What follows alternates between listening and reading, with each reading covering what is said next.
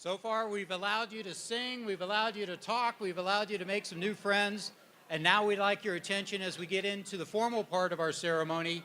And I'd like to introduce at this time our Member of the Year, Tony Adams. Tony?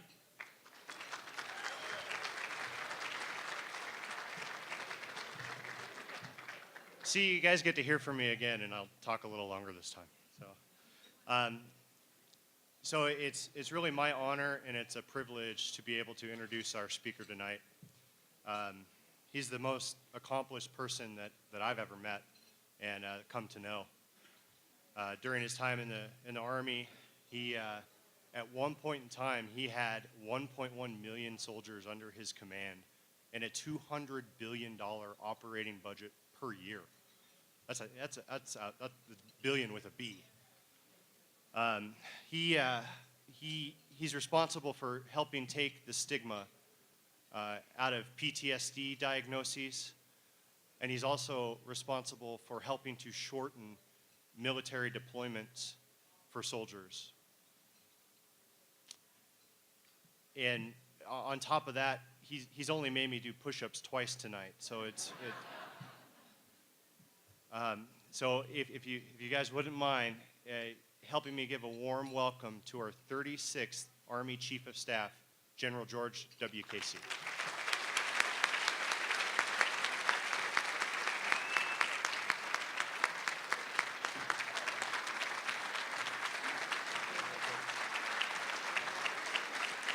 And while you're standing, we're going to take a selfie.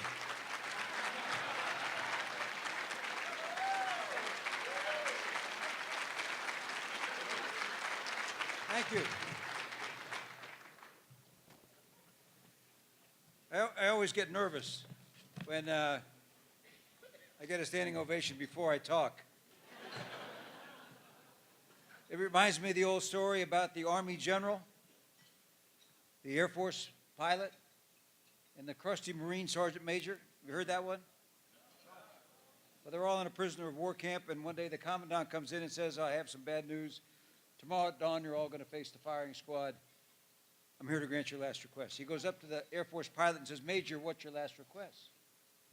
The major throws his scarf over his shoulder, looks the commandant in the eye and says, I'd like to have my last meal by candlelight with a beautiful woman.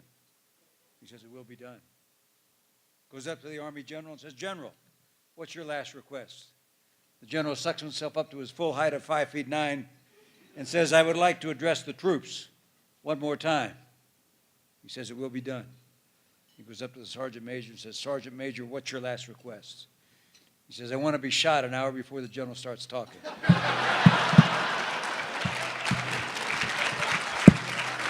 So, hopefully you don't feel that way when I'm done here. People are always asking me about my transition.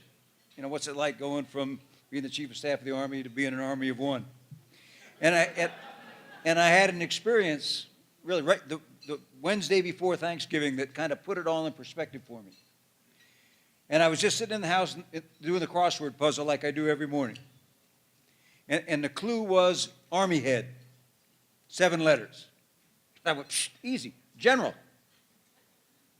And I wrote it down and kept on going. Well, you know how you're working a crossword puzzle and you realize that word probably, it wasn't right?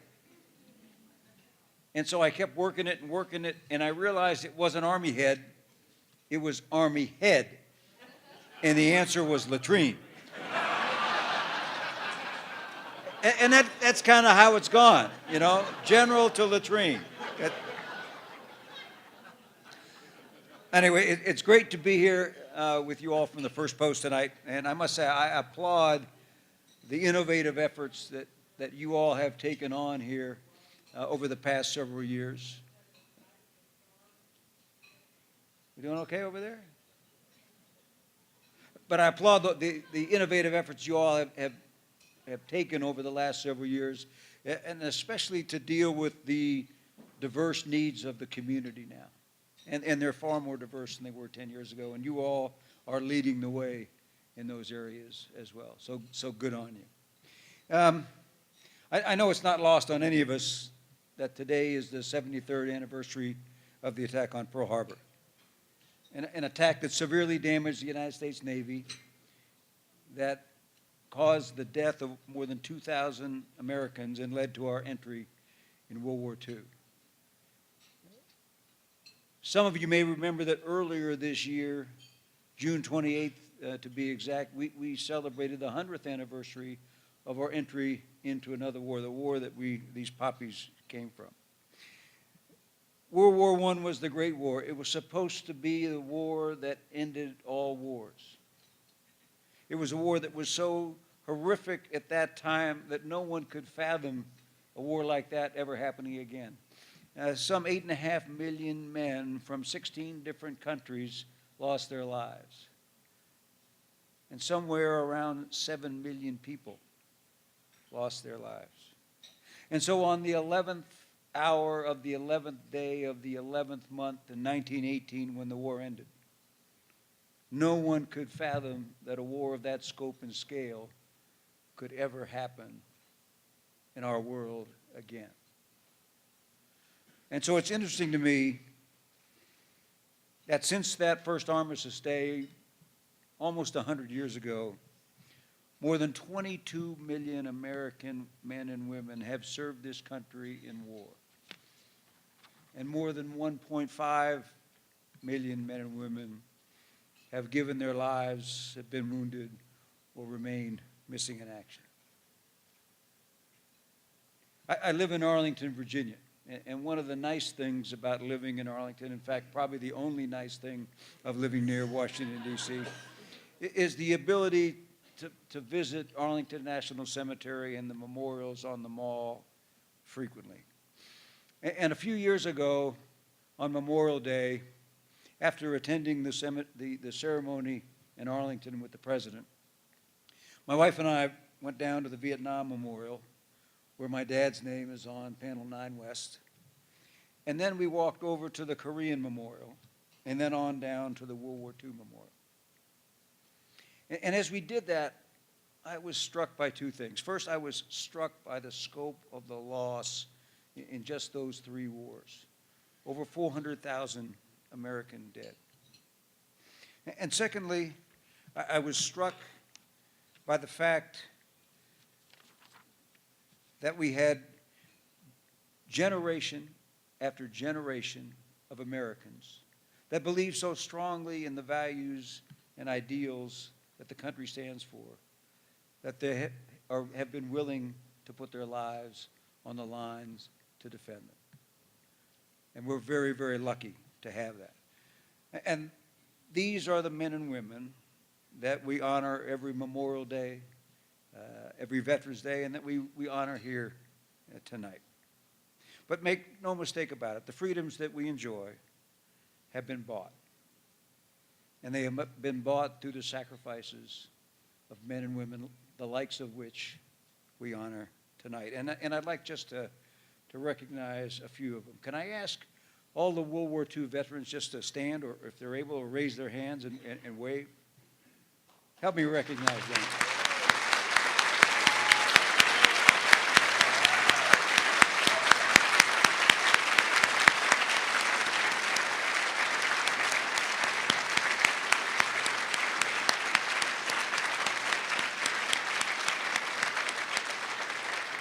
How about any Korean War veterans?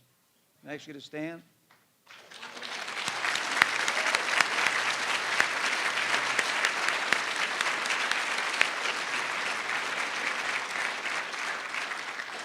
Vietnam era vets?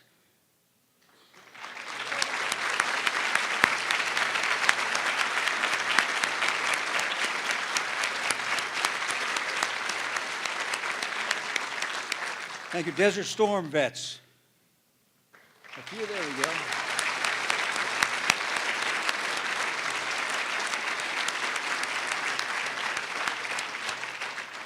Iraq, Afghanistan vets.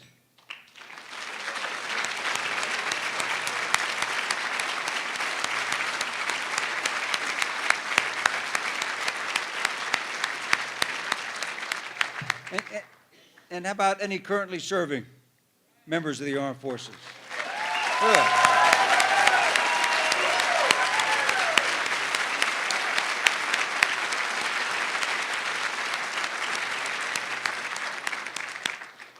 Thank you. Now, one more. Can I ask all the family members of serving or veterans from our armed forces to please stand?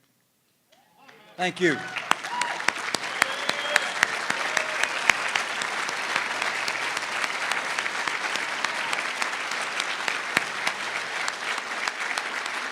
Thank you. These veterans and their families inspire us not to take our freedoms for granted, and they remind us that those freedoms aren't free.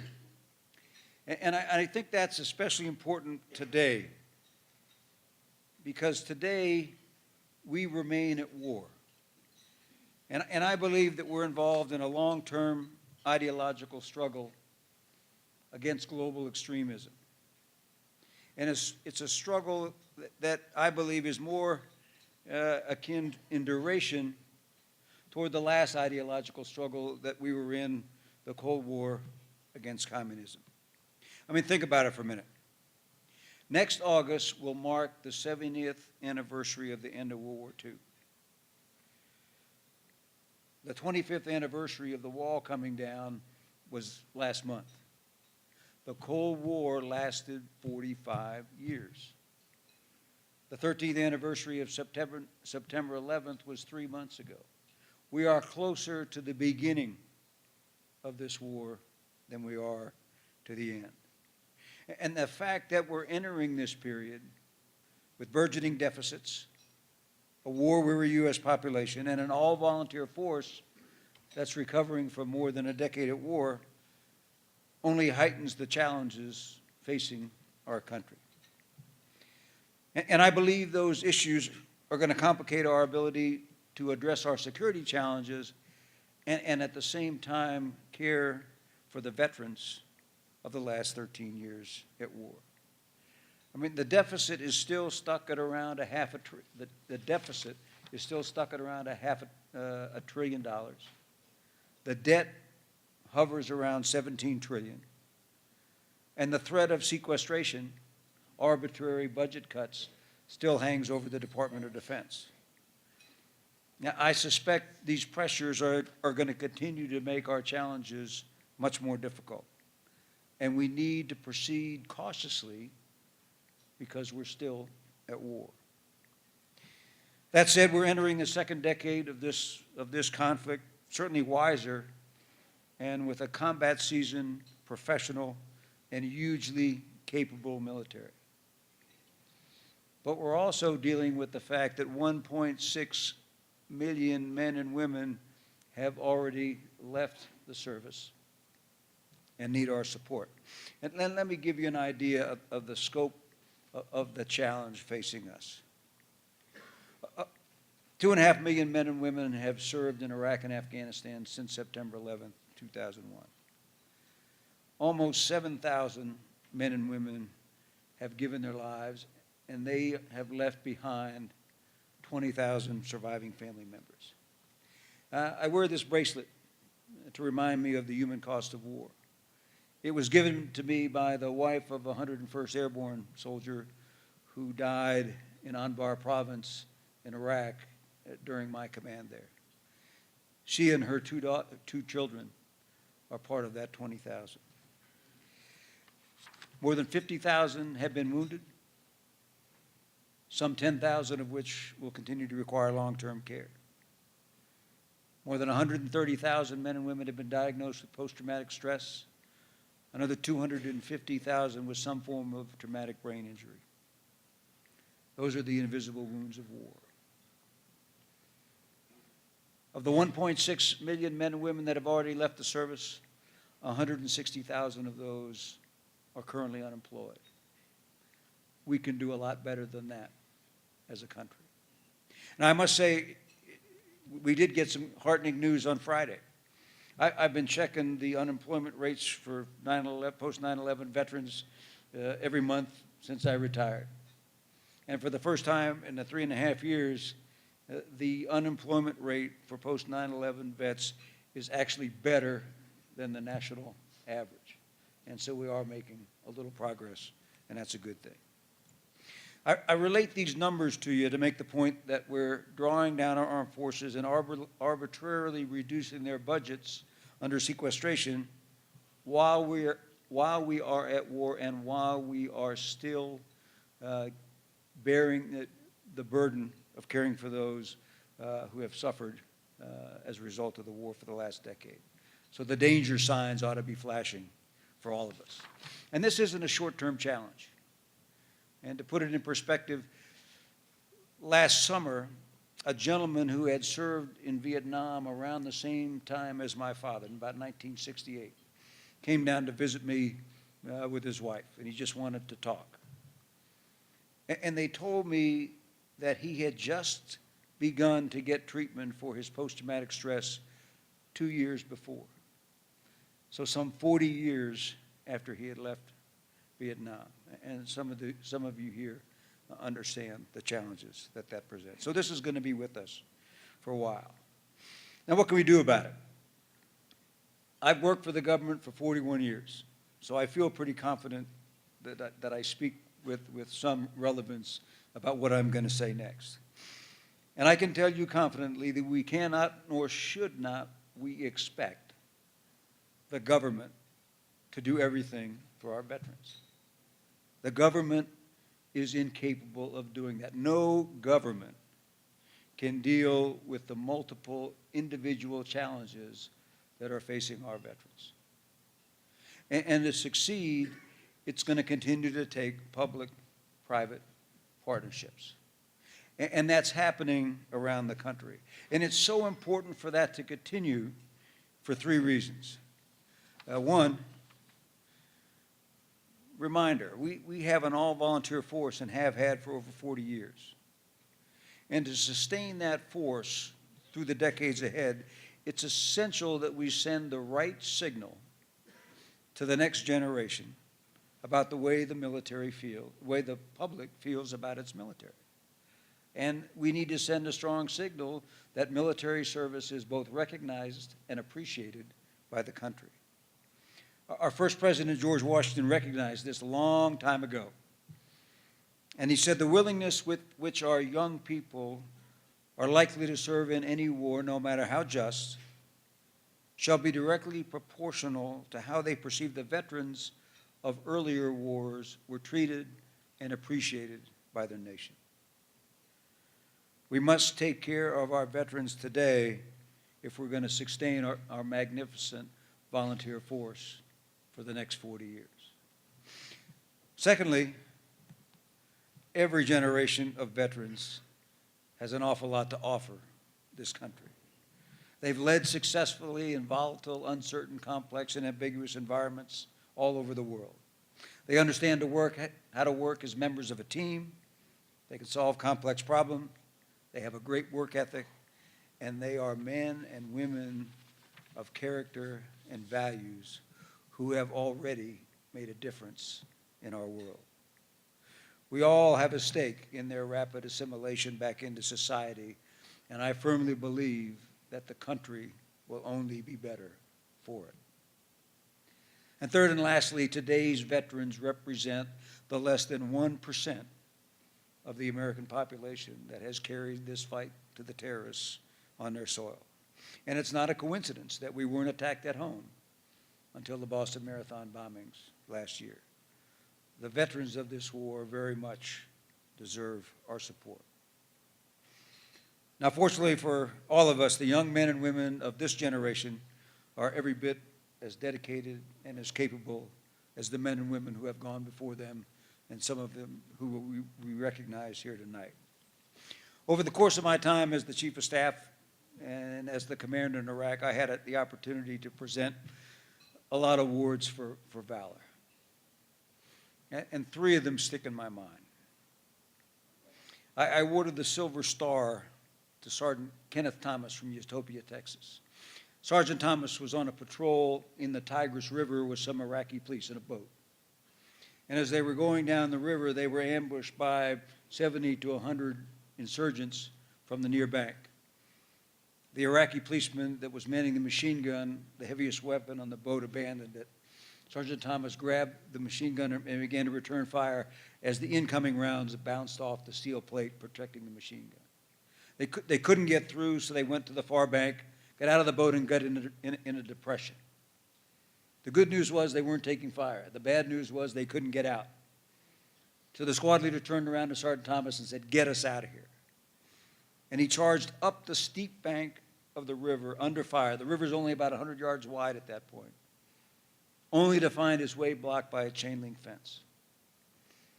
He took out his wire cutters and began cutting his way through the fence. The fence was electric. It knocked him down. He got back up and continued to cut under fire as the gloves melted in his hand. He cut a hole big enough for the squad to escape. For that, he was awarded the Silver Star. I awarded the Distinguished Service Cross, our nation's second highest award for valor, to Sergeant Greg Williams from Fairbanks, Alaska. Sergeant Williams was a medic in a Stryker armored vehicle. A Stryker is a big 8-wheel vehicle that carries about 10 infantrymen. They were ambushed by an improvised explosive device attack that had armor-penetrating explosive devices. He was knocked out. The vehicle was on fire. When he woke up, his eardrums were burst. He was on fire. His buddy next to him was on fire. He put his buddy out. He put himself out. And he grabbed his aid bag and ran out the back of the burning vehicle to begin treating the members of his squad. After a couple of minutes, they realized that the lieutenant was still on the burning vehicle. He went back in the burning vehicle and pulled the lieutenant out. But they weren't out of the woods yet. They were still pinned down. And Sergeant Williams realized that the machine gun, the .50 caliber machine gun, was unmanned.